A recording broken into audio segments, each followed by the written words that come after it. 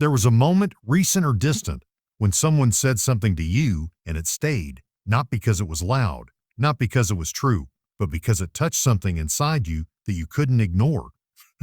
Maybe it was a joke that went too far. Maybe it was a sentence said casually without thought.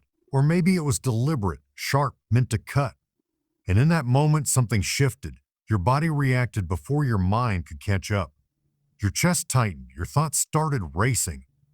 You replayed the words again and again, searching for meaning, searching for a response you wish you had given. Hours passed, maybe days, and somehow those few seconds of someone else's voice began to control your inner world. Think about that. A few words from someone who doesn't fully know you, don't understand your struggles, haven't lived your life, now have the power to disturb your peace, shake your confidence, and alter your mood. How? Why? And more importantly, why do you allow it? Because here is the truth most people never realize. Insults don't hurt you because they are powerful. They hurt you because something inside you reacts to them. Something inside you believes them, fears them, or resists them. But what if that reaction is optional? What if I told you that there were men centuries ago who were insulted, criticized, betrayed, humiliated in front of entire empires, and yet remained completely unshaken, not because they were emotionless, not because they were weak, but because they understood something you were never taught. They understood that the real battle is not happening outside, it is happening within. One of those men was Marcus Aurelius, a man who held the weight of the Roman Empire on his shoulders, surrounded by enemies, judged by millions, criticized endlessly. Yet he wrote to himself in the quiet of the night, reminding his own mind of one simple truth. You have power over your mind, not outside events. And if that is true, then every insult you have ever received, every word that ever stayed with you, every moment you felt small, angry, or disrespected was not control taken from you. It was control given away. In this video, you're going to see insults in a way you've never seen them before, not as attacks, but as tests, not as wounds, but as illusions. And once you truly understand this, something inside you will change. You will stop reacting. You will stop overthinking. You will stop overthinking. You will stop giving strangers authority over your mind. And the next time someone tries to provoke you, you won't feel the same. Because you'll finally understand the ancient art of becoming untouchable. When Marcus Aurelius reflected on the nature of human disturbance, he arrived at a realization that most people spend their entire lives avoiding. Nothing external has the power to harm your inner world unless you grant it access. This includes insults, those sharp, often unexpected words that seem to pierce straight through your confidence, your identity, your sense of self. But if you slow down and examine the process carefully, you begin to see something unsettling and liberating at the same time. The insult itself is not the wound. It is your acceptance of it that creates the injury. Imagine the moment an insult is spoken. Before it reaches you, it is nothing more than sound waves traveling through space. It carries no inherent meaning, no emotional weight, no truth. It is neutral. It is neutral, completely indifferent. The universe does not pause when someone insults you. Nature does not react. The insult does not possess some magical property that forces pain upon you. Instead, it arrives at your awareness, and then something crucial happens. Your mind interprets it. Instantly, almost unconsciously, you assign meaning to those words. You measure them against your insecurities, your fears, your past experiences. And in that moment of judgment, you either accept or reject what has been said. You maintain your composure not because you are weak, but because you understand something others do not. That reacting emotionally gives power to the very thing you wish to overcome. In the end, the insult remains what it always was. A collection of sounds shaped by another person's perspective, carrying no inherent authority over you. The only question that matters is whether you will accept it. And once you truly understand that the answer is always within your control, something shifts. You become calmer, more grounded, less dependent on external validation. And in that state, insults lose their edge. They no longer provoke. They no longer disturb. They simply pass by, unnoticed, like echoes fading into silence. When you begin to observe human behavior with the clarity that thinkers like Marcus Aurelius developed, a subtle but powerful truth starts to reveal itself. What people say about you is rarely about you. It is instead a reflection of their own inner condition, their fears, their insecurities, their beliefs, and the invisible struggles they carry within themselves. The insult then becomes less of an attack and more of a confession. Most people move through life without ever examining their own minds. They react, they judge, they speak, often impulsively, without questioning the source of their thoughts. When such a person insults you, they are not delivering an objective evaluation of your character. They are expressing a subjective experience shaped by their past, their emotions, and their limitations. In a way, they are revealing who they are far more than they are revealing anything about you. Consider someone who constantly criticizes others for being incompetent or unintelligent. At first glance, it may seem like they are pointing out flaws in those around them. But if you look deeper, you often find insecurity beneath the surface. Perhaps they fear being seen as inadequate themselves. Perhaps they have built their identity around being superior, and attacking others is their way of protecting that fragile self-image. Their insult is not a clear observation. It is a defense mechanism. This is why reacting emotionally to insults can be misleading. When you take their words personally, you assume that they are accurate reflections of reality. You give their perspective authority over your self-image. But if their words are shaped by their own internal struggles, then why should they define you? Why should you allow someone else's unresolved issues to disturb your peace? Marcus Aurelius reminded himself constantly that people act according to what they believe to be right, even when they are mistaken. When someone insults you, they are operating from their own understanding of the world, however flawed it may be. They may believe that aggression makes them strong, or that putting others down elevates their own status. They may not even be aware of why they are behaving the way they are, but their actions are still rooted in their own mind, not yours. There is a certain freedom that comes from seeing this clearly.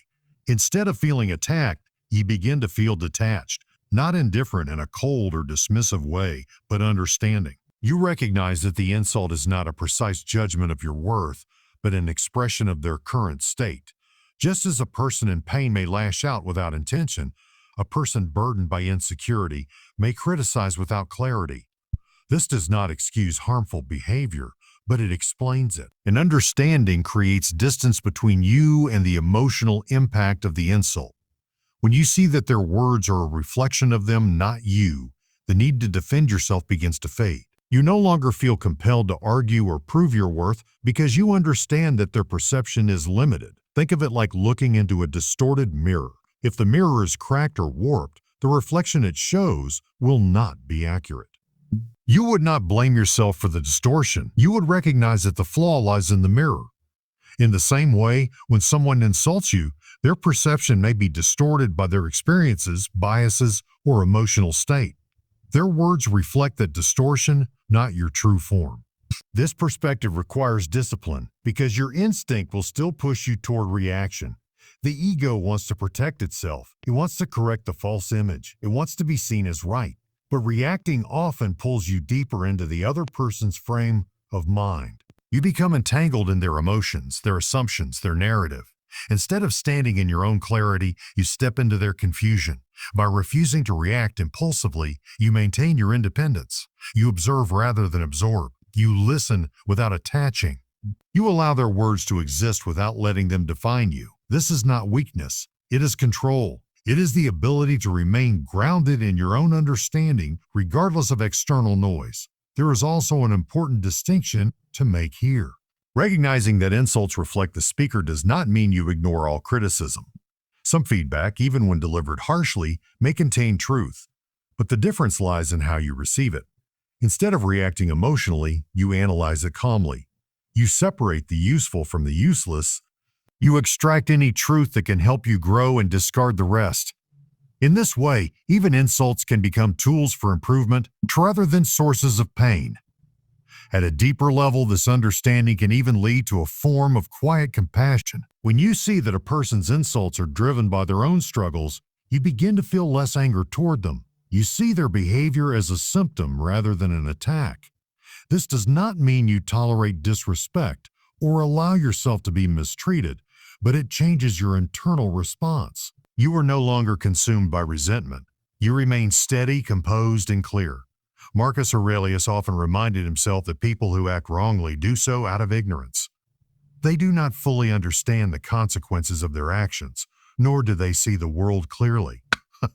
When you adopt this perspective, insults lose much of their emotional weight. They become predictable, almost expected, like the behavior of someone who has not yet learned a better way. And in that realization, you gain an advantage. While others are driven by impulse, you are guided by understanding. While they react, you remain composed. While they reveal their inner turmoil, you maintain your inner order. Ultimately, the more you internalize this principle, the less power insults have over you. You stop seeing them as personal attacks and start seeing them as reflections, glimpses into the minds of others. And once you see clearly that their words belong to them, not to you, something shifts within you. You become less reactive, less defensive, less affected, not because the world has changed, but because your perspective has. And that is where true strength begins. There is a kind of strength that most people misunderstand. They associate it with loudness, with dominance, with the ability to strike back harder than they were struck. They believe power is proven through reaction, through sharp words, raised voices, and visible control over others. But the ancient Stoics, especially Marcus Aurelius, saw through this illusion. They understood that the highest form of strength is not found in reaction, but in restraint, not in emotional expression, but in emotional mastery. And nowhere is this more evident than in the face of insult. When someone insults you, they are not just speaking words, they are testing your control. They are, whether consciously or not, attempting to provoke a reaction. And in that moment, a silent exchange of power takes place. If you react impulsively, if your emotions rise and spill out without control, you hand that power over. You become less reactive, less anxious, less dependent on validation. You move through the world with a sense of control that others can feel, even if they cannot explain it. And perhaps most importantly, you preserve your energy. Emotional reactions are exhausting. They drain your focus, your clarity, your strength. By refusing to engage in unnecessary conflict, you conserve that energy for what truly matters. For growth, for purpose, for the things that align with your values. Marcus Aurelius understood that life is too short to be disturbed by every careless word, every misguided opinion. He chose instead to focus on what he could control, his thoughts, his actions, his responses. And in doing so, he achieved a level of inner stability that external circumstances could not shake. This is the essence of true strength. Not the ability to dominate others, but the ability to master yourself. Not the power to silence others, but the discipline to remain unaffected by them. Not the urge to react, but the choice to remain still. And when you reach that level, when your calmness is no longer forced but natural, you become something rare. Someone who cannot be easily provoked, someone who cannot be controlled through emotion. Someone who stands firm, not because the world is calm, but because you are. In that state, insults no longer hold meaning. They do not challenge you. They do not define you. They simply pass by, like noise in the distance, unable to reach a mind that has learned the art of stillness. And now, after everything you've seen, everything you've understood, the question is no longer whether people will insult you.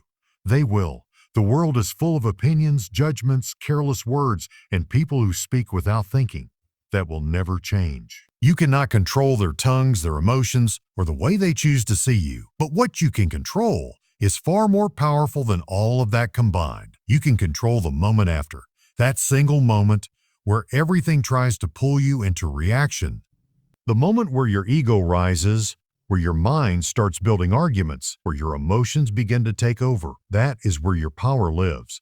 And from this point forward, you have a choice. You can continue living the way most people do, reacting instantly, letting words control your mood, carrying insults in your mind long after they were spoken, replaying them, suffering from them, allowing them to shape how you see yourself. Or you can become something different. You can become the person who hears, but does not absorb, who sees but does not react, who understands but does not get disturbed, because now you know the truth. An insult is nothing more than a sound until you give it meaning. A judgment is nothing more than an opinion until you accept it. And no one, no matter who they are, has the power to define you unless you hand it to them. This is what Marcus Aurelius tried to remind himself of over and over again in a world far harsher than yours. Surrounded by criticism, betrayal, and pressure, he didn't seek to silence others. He chose to master himself. And that is the real victory, not winning arguments, not proving people wrong, not having the perfect comeback, but walking away with your peace intact. Because when you stop reacting, something strange begins to happen. People lose control over you. Situations lose their weight.